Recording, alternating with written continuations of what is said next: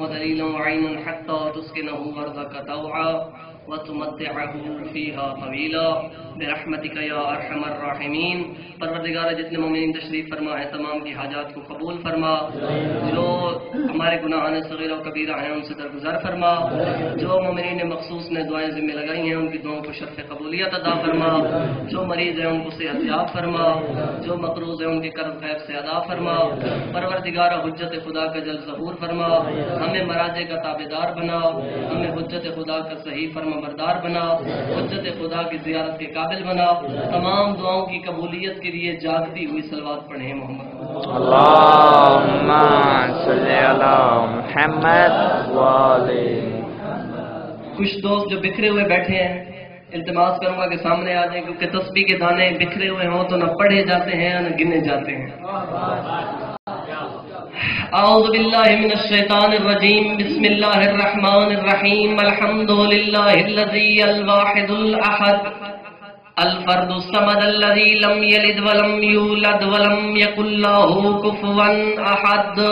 صلوات اللہم صلی علی محمد ثم الصلاة والسلام والتحية والإكرام على أفضل العدد والرسول المسدد والمصطفى الأمجد أعني أبي القاسم محمد اللہم صلی علی محمد ثم الصلاة والسلام والتحية والإكرام على أمير المؤمنين وولي المتقين وقبلة المؤمنين أعني علي بن أبي طالب۔ صلوات اللہم صلی علی محمد اما بعد فقد قال رسول الله صلى الله عليه وآله وسلم حسين مني وأنا من الحسين۔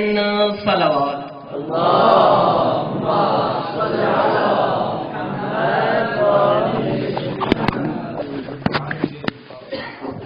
مناسبت کے حوالے سے انشاءاللہ آپ سب تفصیل کے ساتھ بیان فرمائیں گے۔ آپ سب سے اجازت بھی چاہوں گا کیونکہ ان کی موجودگی میں گفتگو کرنا بہت صعب لگ رہا ہے، اور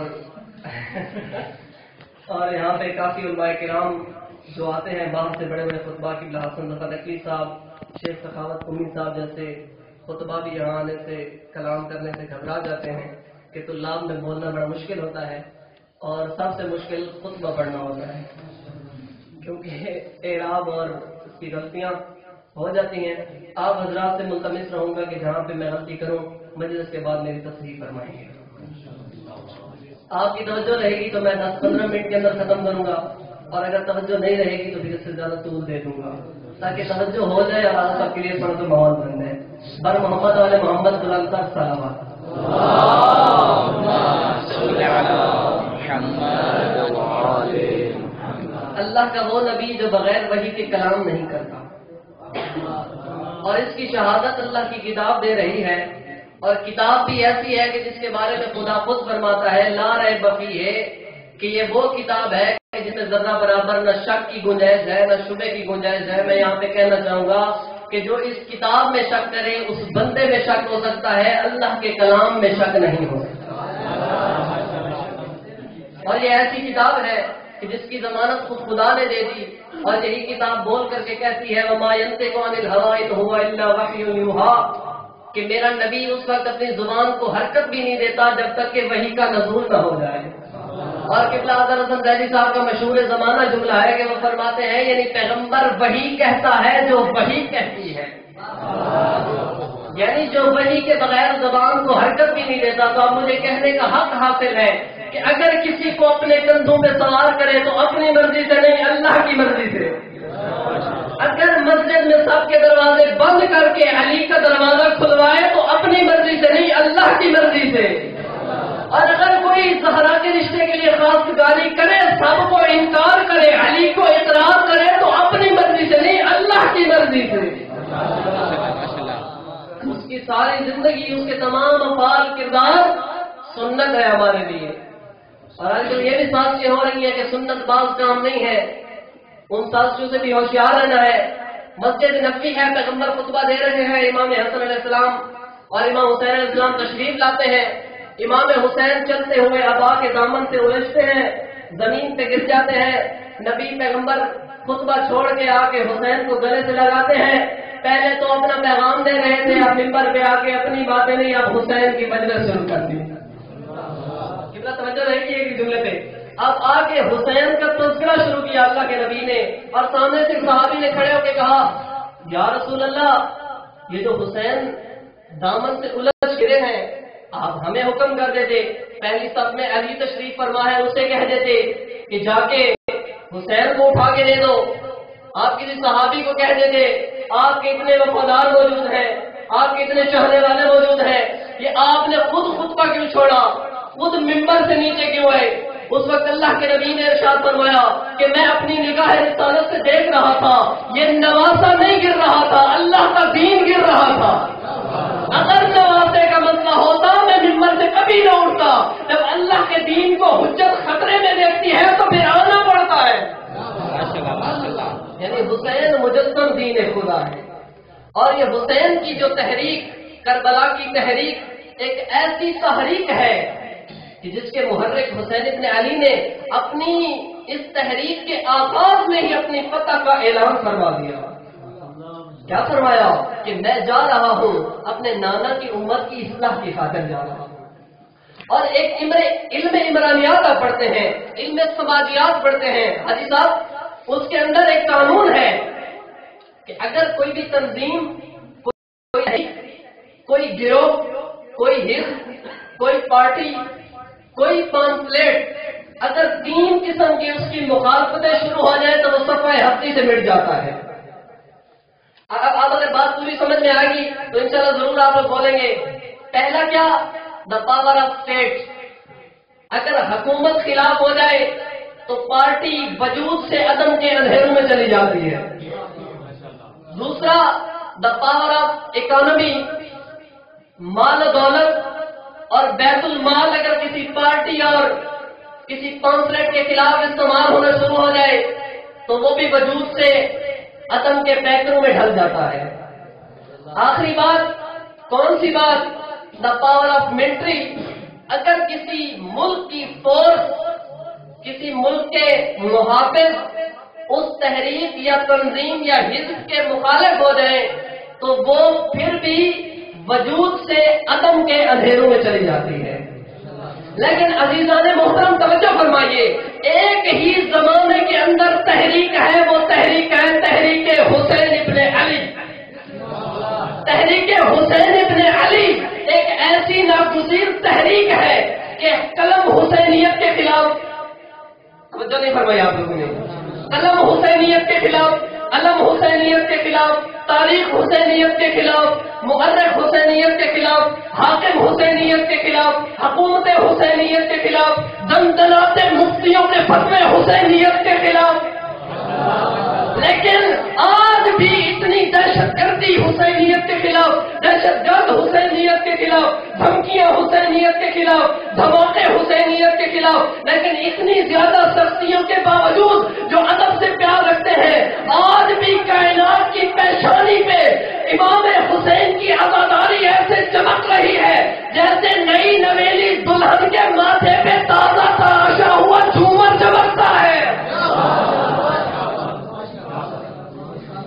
یہ کیسی عزاداری ہے، یہ کیسی عزاداری ہے؟ جناب ثانیہ زہرا نے فرمایا تھا، اللہ کی ولیہ خاتون نے، اللہ کی ولیہ کا کنیز نے فرمایا تھا، یا یزید قد خیدک وسعصائک وناصب جہدک واللہ لا تنہو ذکرنا اہل البیت. تو جتنی کوشش کر سکتا ہے کر لے، تو جتنے ہتھ کنڈے اپنا سکتا ہے اپنا لے، تو جو کچھ ہمیں قید کر لے، ہمیں قید و بند کی صحبتیں دے، ہمیں اذیتیں دے، تو ہمارے گھر والوں کے سر کٹوا دے. تو سر کٹوا سکتا ہے، جھکا نہیں سکتا.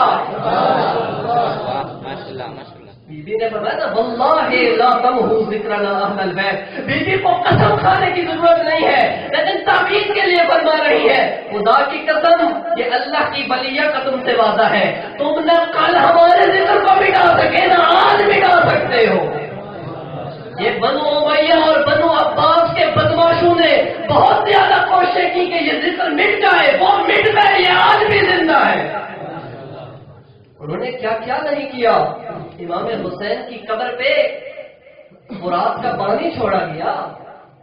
इमाम हुसैन की कब्र पे हल चलाए गए, तबाह और बर्बाद किया गया, लेकिन फिर भी यजीदियत अब तक ये नहीं समझी, इतनी तकलीफें दी, अज़ादारों को उनके हाथ काट डाले, अज़ादारों पे सख्तियां की हैं, अज़ादारों के लाशें काट काट के उनकी माओं को तोहफे में भेजे हैं, लेकिन उनको ये नहीं मालूम कि इतनी सख्तियों के बावजूद, अज़ीज़ान मोहतरम ये जुमला कहना चाहूंगा, जितनी भी सख्तियां यजीदियत ने की है, लेकिन कहने से एक जुमला कहना चाहता हूँ, चैलेंज ये है कि जितनी भी यजीदियत ने कोशिश की है, और ये जुमला याद रहे यजीदियत को कि आज यजीद के नाम पे इतने जीने के लिए नहीं तड़पते जितने हुसैन के नाम पे मरने के लिए तैयार है।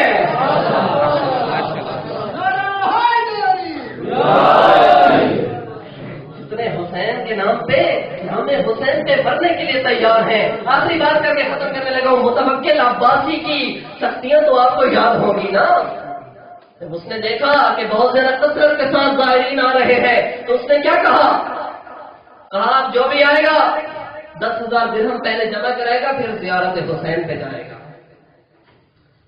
अब जो ही तख्त पे बैठा हुआ था तो आके दरबार से दस्तक दी, कहा क्या हुआ, किस लिए आए? कहा तुमने ज़ायरीन को रोकने की कोशिश की, पहले दिन में 1000 आते थे, अब 6000 आ रहे हैं। अब क्या किया जाए? क्योंकि ये देखे बगैर यकीन करता नहीं था, और ये भी अली के दुश्मन की पुरानी आदत है कि जब तक देख न रहे यकीन नहीं करता। ये अपने बाहर से बाहर आया और इसने बाहर आकर के देखा एक बुढ़िया अपने कंधों पे कुछ सामान लाद के कुछ सामान उठाए आ रही है, खिरामा खिरामा चल रही है, कमर झुकी हुई है, बहुत ज्यादा ज़ईफा है। इसने जूनी बुढ़िया को आते देखा, कहा अरे बुढ़िया कहाँ जा रही हो, कहाँ से आ रही हो? कहती है कूफा से आ रही हूँ, कब्र हुसैन पे जा रही हूँ। कहा तुझे पता नहीं? बुढ़िया नहीं जानती थी ये हाकिम है। कहा तुझे पता नहीं कि 10,000 दिरहम की हाकिम ने कैद रखी है? कहा मुझे पता है। कहा तुम्हारे पास पैसे हैं? जुमला सुनिएगा, फजाइल की मेराज हो जाएगी। बुढ़िया ने आंख में आंख डाल के कहा पहले तो मैंने सोचा था जब हुसैन अता करेगा तब जाऊंगी, लेकिन अब सुना है बदमाश हाकिम ने हुसैन के मानने वालों का इम्तिहान लिया है और कहना यह चाहता है कि हुसैन के अकीदतमंद पैसों से हुसैन की ज़ियारत पर समझौता कर लेंगे। उस बदमाश को बताने के लिए अपना घर बेच दिया, हुसैन की ज़ियारत पे जा रही हूँ और बता रही हूँ कि हमें माल अजीज नहीं है, हम जीते भी हुसैन के लिए है, मरते भी हुसैन के लिए है। इसको मालूम हुआ कि आप ये ऐसे काम नहीं चलने वाला। इसने कहा अच्छा आप जो भी आएगा अपना एक हाथ कटवाएगा। सख्ती और बढ़ा दी, लेकिन ये जितनी भी सख्तियां बढ़ाए, अल्लाह की वलीजा का वादा तो याद है ना। बीवी ने कहा जिक्र नहीं मिटेगा, इसने कहा हाथ कटवाएगा। अब सुकून से बैठ गया इत्मीनान से अपने महल में और बैठे बैठे सोच रहा था कि अब ज़ायरीन हुसैन को मैंने रोक दिया। अब जो ही दरबान ने आके दस्तक दी, कहा क्या हुआ? कहा पहले 6000 आ रहे थे, अब दिन में 10,000 आ रहे हैं। कहा दिन में 10,000, इतनी तादाद बढ़ गई। अब ये घबरा गया और घबरा के आकर के पूछता है कैसे इतनी तादाद बढ़ गई है? अब यही बातें हो रही थी कि कुछ सिपाही एक जवान को पकड़ के ले आए। अब सारे जवान बैठे हैं, मोहब्बत हुसैन का जुमला पढ़ रहा हूँ, इंशाल्लाह मेराज हो जाएगी, मोहब्बत हुसैन में इजाफा होगा दिल में। अब इस जवान को जुम्मी पकड़ के लेकर के आए। कहा इसका मामला क्या है? कहा बादशाह आप इसका फैसला करो। कहा क्या फैसला? कहा इसका हाथ दाया भी कट चुका, तवज्जो तवज्जो, कहा बाया हाथ भी कट चुका, इसका दाया पाँव भी कट चुका है, इसका बाया पाँव भी कट चुका है। अब ये 5वीं मर्तबा फिर ज़ियारत हुसैन को जाना चाहता है। कहा क्या किया जाए? कहा ये कहता है, उसने जब बादशाह ने पूछा उससे कि तुम क्या चाहते हो? कहा बादशाह है बस, मेरे हाथ कट चुके, मेरे पाँव कट चुके, अब जो उज्व काटना है काट ले, लेकिन जिंदगी में चाहता ये हूं कि मैं 5वीं मर्तबा फिर हुसैन का दीदार कर लूं, हुसैन का दीदार कर लूं। अब इसने देखा कि ये रुकने वाले नहीं है, और कैसे रुकते ये जुमला भी सुनते जाओ। हाथ पाँव कटवाने की शर्त ही गलत रखी थी कि जिसके पास पैसे न हो कटवाने के लिए हाथ तो है। یہ بھول گیا تھا، اس نے سختی اور بڑھا دی۔ آخری بات کر رہا ہوں، اس نے کہا اب جو بھی آئے گا 10 میں سے ایک بندے کی گردن کاٹی جائے گی، 9 بندے زیارت پہ جائیں گے۔ مشکل شرط رکھی، لیکن مومنین پریشان نہیں ہوتے۔ اس نے شرط مشکل رکھی۔ اب جو ہی نماز پڑھ کے یہ باہر آنے لگا تو یہ روضہ حسین کی طرف دیکھ کے کہنے لگا کہ دیکھا میں نے تیرے زائرین کو کیسے روک دیا۔ اب بعید نہیں روزے سے یہ پتہ آئی ہو کہ تو مٹ جائے گا، میں زندہ رہوں گا، یہ ذکر زندہ رہے گا۔ اب جو باہر آیا تو اس نے دیکھا 10 ماتمی ماتم کرتے ہوئے روضہ حسین کی طرف آ رہے ہیں، کالے کپڑے زیبے تن کیے ہوئے ہیں، اب خرامہ یہ چلتے ہوئے آ رہے ہیں۔ اب اس نے جو ہی دیکھا اور دیکھ کے پریشان ہوا، ان کے قریب پہنچتا ہے اور آ کر کے پوچھتا ہے تم کہاں جا رہے ہیں؟ کہا تمہیں معلوم نہیں کہ 10 میں سے ایک کی گردن کٹے گی تب جاؤ گے؟ اس نے جو ہی یہ جملہ کہا ایک جوان آگے بڑھا، دوسرے نے قمیض کھینچ لی وہ آگے بڑھا، تیسرے نے اس کی قمیض کھینچی وہ آگے بڑھا۔ یہ اس طرح کر رہے تھے کہ اس نے دیکھا، اس نے کہا گردن کٹنی ہے آگے کیوں بڑھ رہے ہو؟ انہوں نے کہا جب زندہ ہو کے جائیں گے صرف قبر کی زیارت ہوگی، ادھر سے گردن کٹے گی ادھر حسین کی زیارت ہوگی۔ زندہ باد مردہ باد مردہ باد۔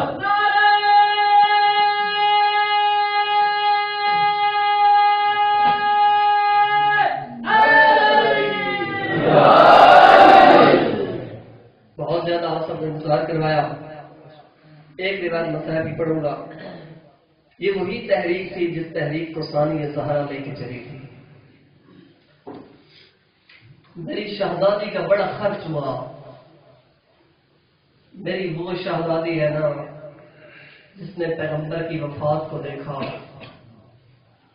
جس نے بابا کا زخمی سر دیکھا، جس نے ماں کی ٹوٹی ہوئی پسلیوں کو دیکھا، جس نے بھائی کے جنازے سے تیر نکالے، یہ وہ میری شہزادی ہے۔ جب کربلا سے جانے لگی نا، ان ملونوں نے ایسی ترکیب سوچی، کہتے ہیں اب بیویوں کو راستے میں سونے نہیں دینا۔ ریاض القدس کے جملے پڑھ رہا ہوں، بڑی سخت روایت ہے، مجھے معاف کرنا۔ کہتے ہیں اب بیویوں کو راستے میں سونے نہیں دینا۔ اب ہر بیوی کے ساتھ ایک سپاہی مقرر ہو گیا کہ اب بیوی کو راستے میں سونے نہیں دینا۔